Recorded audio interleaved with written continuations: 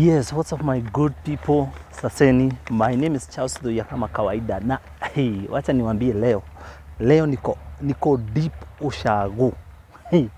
Leo niko place inaitwa Nyandarua. No, I mean Olkarau. Olkarau is in Nyandarua County. As you can see, huku ni mashambani kabisa, but kama kawa kuna mahali ya tufanyiagi vida. Actually, I'm near the Nyandarua County Assembly, I think. So leo ndio tunafanyia video yetu kama kawa, na as you know mambo imekuwa ikitokea nini, and today I have to bring you some crazy news I've seen that has been going around, and it's all about the Kenyan churches. Na niliwaambia nyinyi niliwaambia hii siku itafika.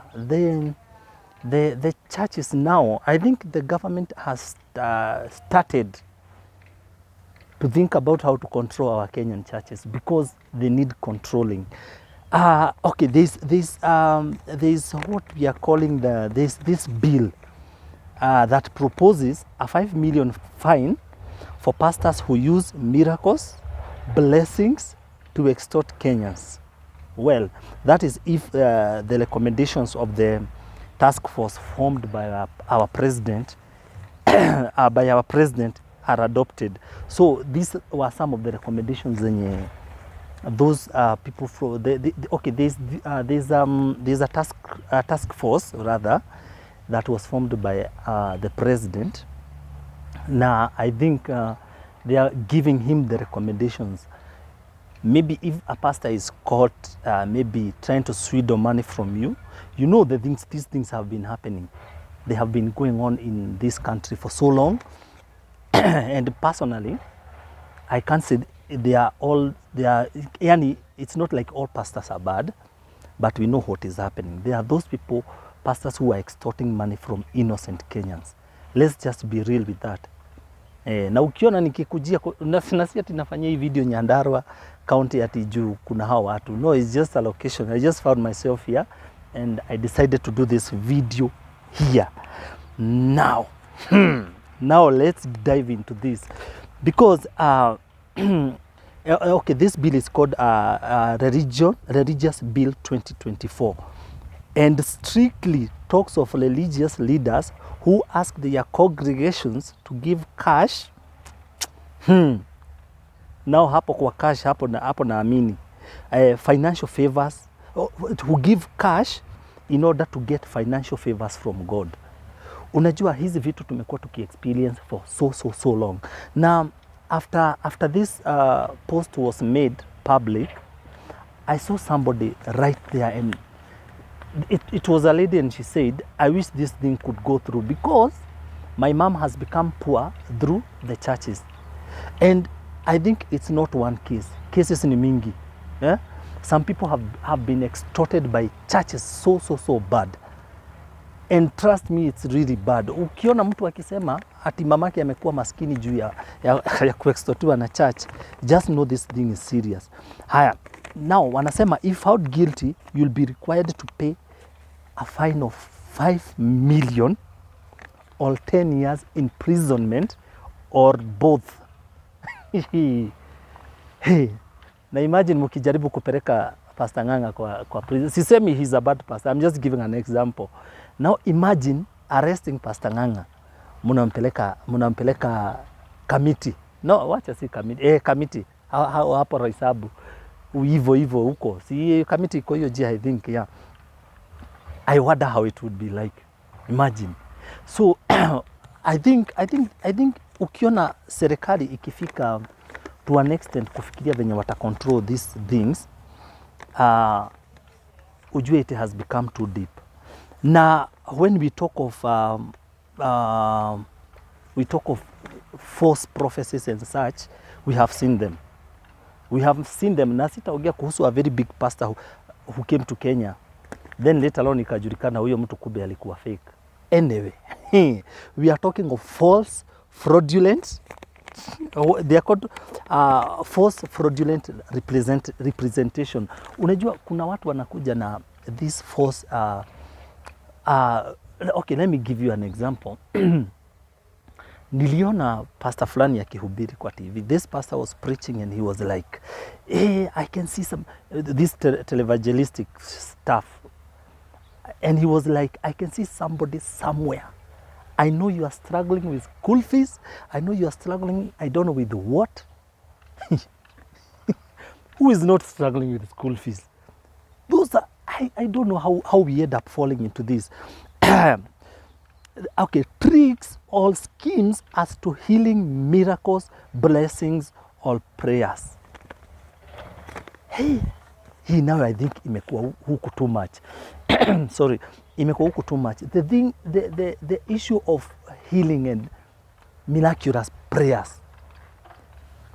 Yani, somebody is telling you they are going to heal you, and in their house they have a doctor, a personal doctor, and that person is supposed to heal you. You guys, I think sometimes we should wake up. You know, some things we do, I even wonder whether we take a second thought of even thinking.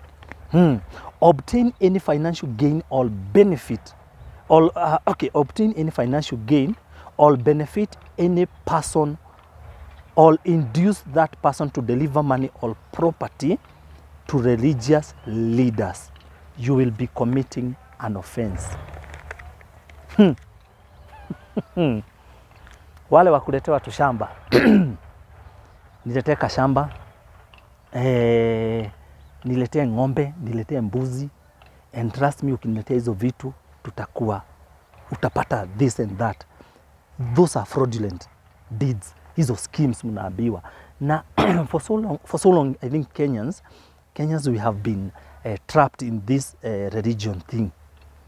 Na nikisema hivyo sitaki vita. Sitaki kuambiwa ati mimi naigililia church. Mimi siigilili church.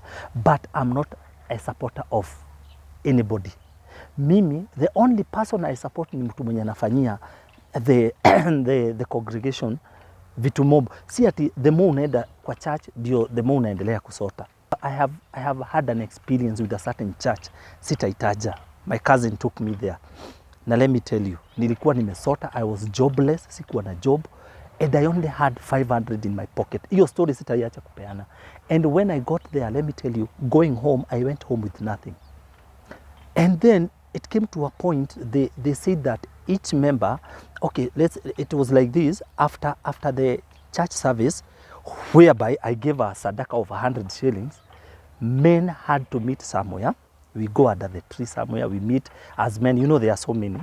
And after you meet, you have to give some amount of money. Unasikia, we have to give each 100 shilling for sitting allowance, for sitting whatever, I don't know. Ile wanabugi wanapeangwa. And then out of all those group of men, like 100 or 200 of them, they now break into more groups. Mimi nikarushwa kwa group ingine pale. Nimetoa so pale, nilikuwa nimetoa so ingine ndani, then I go into another group. Then hiyo group, I'm a member, I'm put into a WhatsApp group. Then you have to give a certain amount of money in a certain period of time so that unaweza barikiwa. Wacha nikwambie, I was put in a WhatsApp group and the contribution was supposed to be, I think, 2,500 and we were given only 1 week. Me na ujinga yangu, I was so dumb to fall into that. Nikaenda nikatoa mia sijui gapi. Nikasema, na ufala yangu nikasema, I'll contribute the rest as the day goes by, as the week goes by, and before Saturday I'll have contributed everything. So it happened. My friend, ikafika Sunday.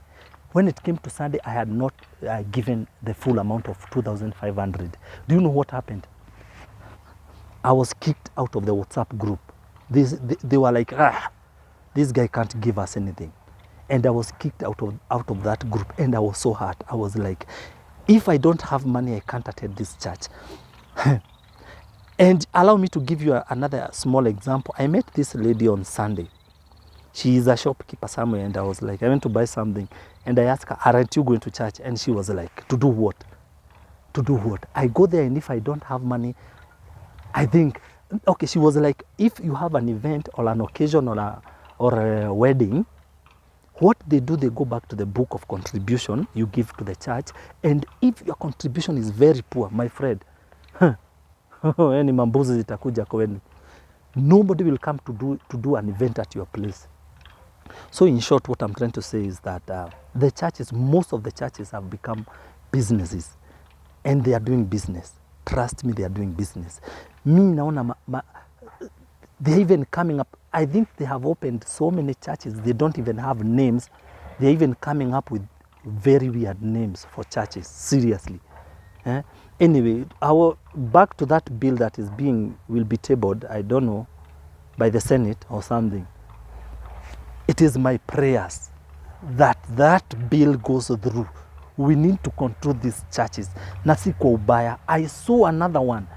Anaobea misumari. Ati uchukue hiyo msumari uende ugongeree kwako. Ukigongerea hapo, sijui hapo umefugia mashetani. Ukigongerea sijui wapi, hapo umefanya. What the hell is that? Seriously, guys, seriously. Let's be realistic here, my friend. What type of symbolism is that? And you know you are not getting that nail for free. You have to buy. So, in short, you guys, you have to be very careful on what you are doing about all these churches and how they are trying to swindle money from you. Anyway, it's fine. It's fine. There is more to that bill I would love to share with you, but I'm just giving you a heads up. There's something like that. Anyway, guys, myself, I'm here in Nyandarua and it's very cold. I'm just enjoying the weather, not like hot in Nairobi. And as you can see, I don't know, I'm going to take some videos for you. You can see how the plantation is. And it's a very nice place. It's a very nice place I'm enjoying. So I'll be here for a day. Then we are going to meet elsewhere. I'm just doing my tours. So watu wa Nyandarua, niko area, niko site, tupatane. Anyway, guys, thank you so much. And thank you for subscribing. Keep it locked. My name is Charles Toya and I'm out. Peace.